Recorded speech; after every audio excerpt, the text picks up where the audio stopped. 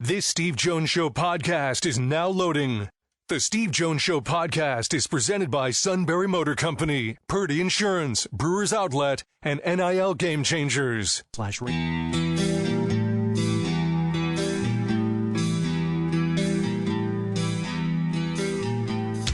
Bringing you an in-depth look at Penn State sports and more. This is the Steve Jones Show on News Radio 1070 WKOK. The Steve Jones Show is presented by NIL Game Changers, Sunbury Motor Company, Purdy Insurance, and Brewers Outlet. Now from the Sunbury Motor Studio, here's Steve Jones. And this half hour is brought to you by NIL Game Changers, the ultimate destination for name, image, and likeness opportunities for both athletes and businesses. Visit NILGameChangers.org to start your journey today. Time now to bring in, where right now basketball is king. Minnesota. Go T-Wolves, go Neal Coolong. Oh, what a Game 7 that was. I'm an early riser. I get up at just an ungodly time. So with that, I go to bed fairly early, and I watched the first half of it. And I was like, okay, I sort of thought this was going to happen. They weren't playing well, weren't looking good. Down a bunch. So I turned it off at halftime, and I'm like, all right, I'll watch the rest when I get up if I can avoid hearing about, what happened when I get out of bed. I look at my phone. I've got 8 text messages. So I'm like, okay, well, I'm not feeling like they won, but let's just watch it through here. So I did. I almost woke my wife and daughter up. I was bouncing off the wall. It was just a great second half. Probably not so much for Nuggets fans, but as a Timberwolves fan, it was some of the best basketball we've seen of them, and they're putting it all together now, which is not something we're used to around here. I mean, it literally was 20 years ago the last time they've been in this spot. That's kind of a stretch of futility, to put it mildly. It's hard to even think back how long ago it was when they were in this series. But man, was that fun. It's still going to be fun, too. This is a winnable series. It's going to be a good one, and we're excited for it. Yeah, it is going to be a lot of fun, especially when you've waited that long. It's like waiting 86 years for a World Series. Oh, wait, I lived that already. Okay. Okay, so I asked you a question last week. What do you look forward to on a schedule release? Is there something you look for first? You and I went back and forth on it. You said you might look into it further with some other people as to what they look for first. Did you find the time to come up with some of those answers just for the fun of it? I did, and I jotted down my notes here. I don't know if this is going to be a surprise to anybody else, but I find this interesting. Of the 11 people I spoke to, people responded with, I don't know, I'm not sure, something that sort of expressed the idea that they don't even know what they're looking at. And right. The general sense that I got from people is they look at the whole schedule. Some people, their secondary answer was their week 1 opponent. Some said how many primetime games they had, or what dates were the primetime games. Some people are looking to go to the games themselves or kind of put together their work schedule with it. But by and large, the answers varied quite a bit from person to person. But generally speaking, it was there wasn't one solid thing. They list off a couple different things as if they're taking in the entire schedule just for what it is. Getting a sense of rivalry games, that was a big one. Whatever they would play. If those rivalry games were on prime time, I thought that was interesting. That was one of the more specific answers that I got. It seemed like a pretty eclectic group overall, and I would probably put myself into that as well. I noticed, looking at the Steelers' schedule when it came out, the first place I went to was week 1. Week 1 opponent, home or away, what they're doing with that. And then it was the rivalry games for primetime. How many of those do they get on primetime? How many are at home? Then I found myself checking out the rivals' schedule. Who are they playing the week before they play the Steelers? Some people felt that was something of note as well. And then I had a laugh because looking over the Steelers, the juggernaut final 8 games that they have, it's almost comical the way that it's set up. But for me, it's like that's not a schedule maker thing. That's they knew who they were playing, and they have a very the schedule is balanced as such that if you've got a pretty big hole at some point in your schedule, you've got a real advantage somewhere else.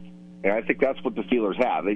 They're 3 home games in a row, a primetime game at the tail end of that at home, a bye week, and then they're at Washington. That's a pretty nice stretch of games. And the schedule is only so big. You're always playing an NFL team. You're always playing good opponents, in my opinion at least. I know some people don't think that. Some are more winnable than others, but to face the teams the Steelers are at the end of the season, you got to face them all at some point anyway. Right. The Mike Tomlin often used, or at least it was used back in the day quite a bit more. Iron sharpens iron. You're playing playoff level competition at the end of the season. That's where you're trying to get to anyway. And on top of that, theoretically, if all of your easier opponents are earlier in the season, then you can stack up enough of a record that you play 500 football down the stretch, get you a ticket to the dance, which is really what you're aiming for here anyway. So overall, I think it kind of it was a schedule release. They're going to play these teams that we knew about. I don't find that there's great significance in the order in which they play them. And if any team, any fan base should recognize that, it should be the team that last year went 1-2 over the easiest stretch of games they'll ever have ever again. Like they did last season, and rallied behind their third-string quarterback to still qualify for the playoffs.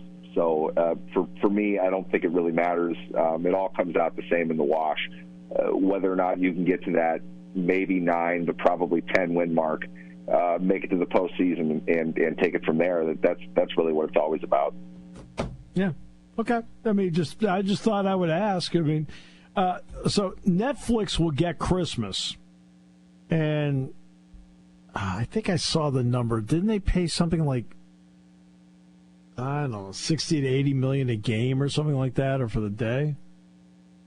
For the day, yeah. They have the 2 games. I saw 120 between the 2 games. 120, 2 games, yep. So, yeah, I said $60 million a game. Yep, $60 million a game. Yeah. Yep. Which is, that probably is market value, I would think. I haven't done the math to space it out over the ginormous contract they're giving to the broadcast, but to get 2 premium games, that price is going to be a little bit higher. And the ones they got are premium games. So, their business, worth the money. I can see why they're doing it. I definitely see why the NFL wants to see whether it's going to work or not, because they'd love to sell off individual games at retail prices, which is what they're doing with Netflix, and kind of sending a message to everybody in that regard. They're not above doing that. Okay, so why is it that as regular season games which Fox, CBS, and NBC, and ESPN, ABC, and Amazon all paid for 10-year deals, why is it they don't get these games? I think the literal answer to that is probably in the contract, where I'm sure the NFL has a clause to pull back something. Along with that, I'm just going to say this as an observer, not a lawyer. I didn't write the contract or anything like that. But my guess is the NFL had these earmarked for NFL Network. They're not putting them on NFL Network for this reason or that reason, and whatever it is they're doing right now with NFL Network, I'm not sure. But my guess is they were not a part of the negotiation, and that plus was you'd be asking crews, for example, of camera people, sound people, truck people to work on Christmas Day. So there's that part too.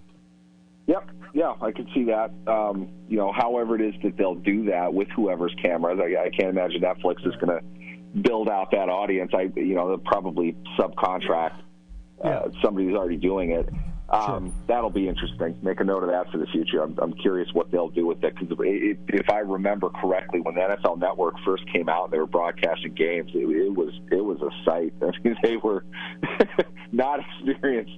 They really tried to do it on their own. You can get the broadcasters, talking about football. It's not real hard to get that, but that isn't the game. I mean, people don't understand how much is going on behind the scenes. And if you don't have an experienced crew that's working together, that has, that kind of boots on the ground level experience together, things get pretty messy. And it wouldn't surprise me if Netflix is going to try to do everything they can to avoid that and try to get somebody who's active already. But overall, yeah, I mean, they probably had their eyes set on this. Like I said, in some cases, it's smart to get the stability of the volume and give out the volume discount, to have that 10-year commitment, have a company largely planning its entire strategy around your product. You're going to get the attention that you want with it.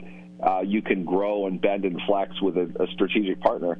At the same time, though, that retail rate, those one-off games, the a la carte method, I think there's value to that as well. I think the NFL has been asking themselves, what's the value of having this network in its current form, when we could conceivably sell off individual games, provided the technology is available to keep the quality of the game that we're showing outstanding, and we don't have to pay for it and get even more per game than we do with our other rights partners.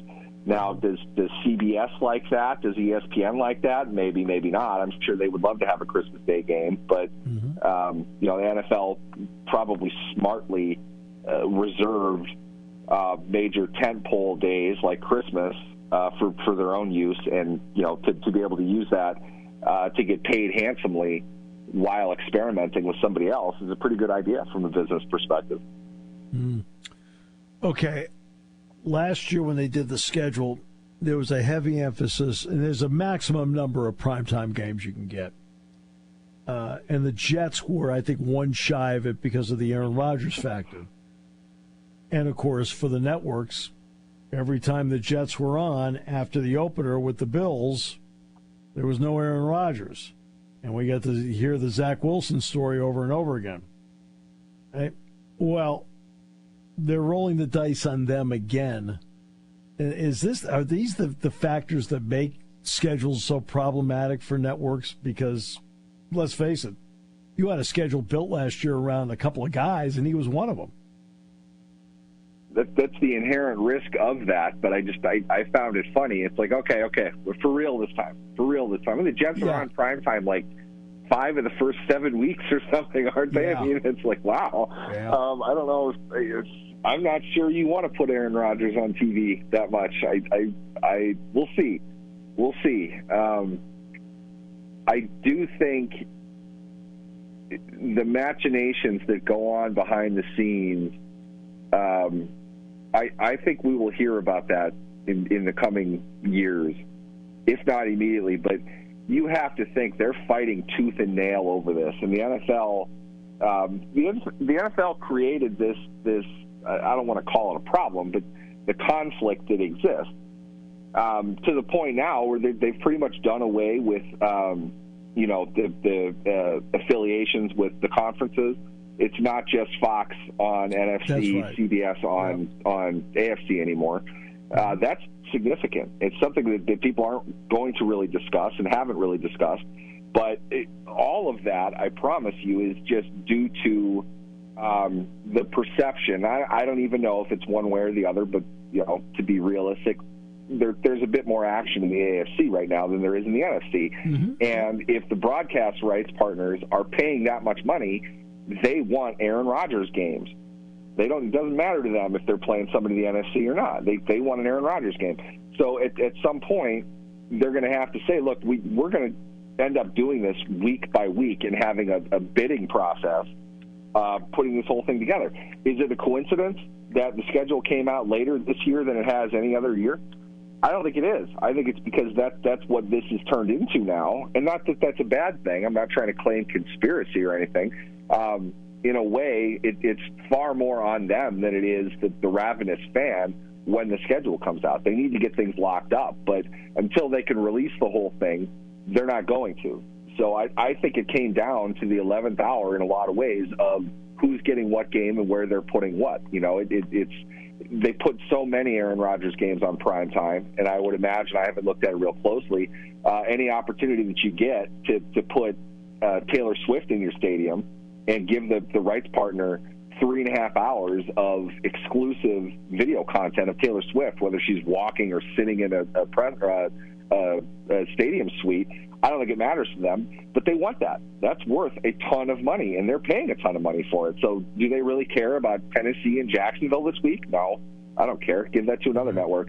I want this game, and I want it on primetime. You know, this should be in this slot, whatever my primetime slot is, my most lucrative spot. That's where I want it. And you're having to really mitigate the argument between all of them, and they're bringing in more and more partners now. That process gets a lot more convoluted, and I think that's really why it is. It probably came out a good 2 weeks later than what we could have reasonably expected for it to have come out based on past schedule releases. The reigning Walter Payton NFL Man of the Year is Cam Heyward. Voluntary off-season workouts, no show.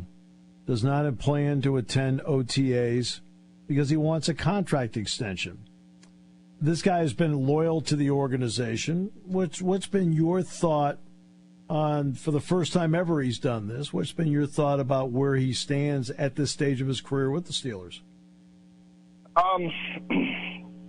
I think in a way it's almost a double negative, because if the team doesn't want to give him an extension, what they're saying is that he's not the future leader for them. And if he's not a leader, I don't think that Cam Heyward in his Hall of Fame resume needs to be at OTAs. So call it a self-fulfilling prophecy. Now, the question to me is, do the Steelers want to pay him $16 million with no future in place with, in my opinion, an all-time player for the franchise? I don't think that's the right way to go about business with certain guys. You know, others, you got to make tough decisions. But Cam Heyward's been your bedrock for a long time. His contract is upside down. You know it is. If anything, I would have, I would have put money on the extension happening in March. I'm surprised it hasn't happened yet. It makes sense for both sides. Cam probably take a few bucks off to get another year. Maybe it's 2 years. However you want to do the deal, so he can make roughly what he's going to make this season and give you a reasonable opportunity to keep him next year as well, because the defensive line is young. They've added a bunch of pieces to it, pieces you should be excited about. I think Keanu Benton's a great young player. But they've missed on a lot of guys that they've tried to add into those spots as well. You know, they never really recovered in a lot of ways from Stephon Tuitt, eventually retiring after taking a year off. You've got a good run out of Larry Ogunjobi. I'm not sure how much longer you can really count on that happening. But they've got to get younger at the position. They've definitely tried to do that. But bottom line, take age out of it. Watch Cam Heyward play last year and watch the rest of your defensive line. Are you telling me you don't need him? I don't think he's going to fall apart in a year. You need to get him in there, and you need to show the younger players this is what we expect. This is who we want you to emulate. And we know that because the league just gave him what it says anyway is its most valuable trophy this offseason. Right. An award he was a finalist for I don't know, 19 straight years or something like that. It was right. They finally gave it to him, lifetime achievement, if anything. But he's earned that award several years. You know, not to downplay the accomplishments of anyone else that they gave the Walter Payton Man of the Year award to, but Heyward was on that level and has been for a long time. To me, the extension is a no-brainer. The fact that it hasn't happened yet, if anything, I think it's more. We're not going to commit to it now. And in a lot of ways, too, the stuff they won't tell you about is they'd like to get a look at you in person. What that means is you show up to OTAs, let's see what kind of shape you're in. We're going to decide from afar whether or not we want to give you a contract. Heyward's been around. He's been a union rep. He's not going to fall for that kind of thing, so he's not going to go to OTAs. It's voluntary. I don't think that anybody's going to hold it against Cam Heyward to not be there. He doesn't need to be there in that sense. He needs to prepare himself for the season. I trust that Cam Heyward, of all people, knows how to do that by this point in his career. He deserves an extension. I think the team is smart to give him one for a lot of reasons. It's something I see getting done, but this is how the game is played. You kind of have to do these things. You can't give up the leverage you have as a player. I don't anticipate that it would extend into training camp, but I would think a deal will get done probably closer to that. But if Hayward doesn't want to show up and let them, see his 36-year-old self out there, I wouldn't blame him. I could see how that could be used against you. But put the film on and tell me the guy still is not playing at a high level in the NFL. They absolutely should give him the extension that he's earned, give him some more security, because I don't see a path right now that they can guarantee that they wouldn't need him next year too. You may as well tack on a year, split the money up a little bit, give him something for next year, but give him some security. He's earned that. Always a pleasure, whether it's the NFL or the T-Wolves. Thank you, sir. Absolutely. Go Wolves. Thanks for having me, guys. And Neal Coolong. And this half hour brought to you by NIL Game Changers, your destination for name, image, and likeness opportunities, both athletes and businesses. Visit NILGameChangers.org to start your journey today. Here on News Radio 1070 WKOK.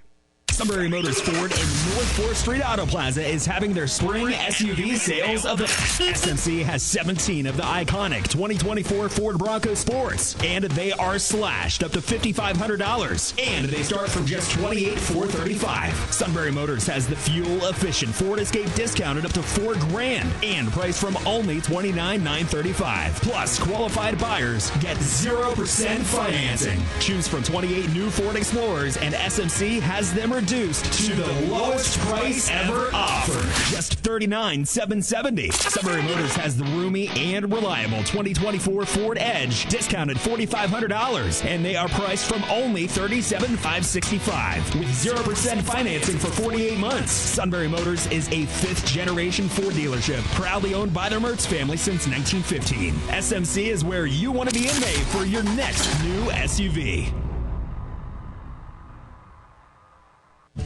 Spring has sprung, and it's time to dust off those insurance policies. For over 100 years, the Purdy Insurance Agency has been protecting families and businesses of the greater Susquehanna Valley and beyond. With the experience of our trained and knowledgeable staff, you can rest assured that your needs will be evaluated and met by some of the industry's best representatives. No matter what your insurance needs are, call Purdy Insurance today at 570-286-5855 or visit our website at purdyinsurance.com to see what we can do for you.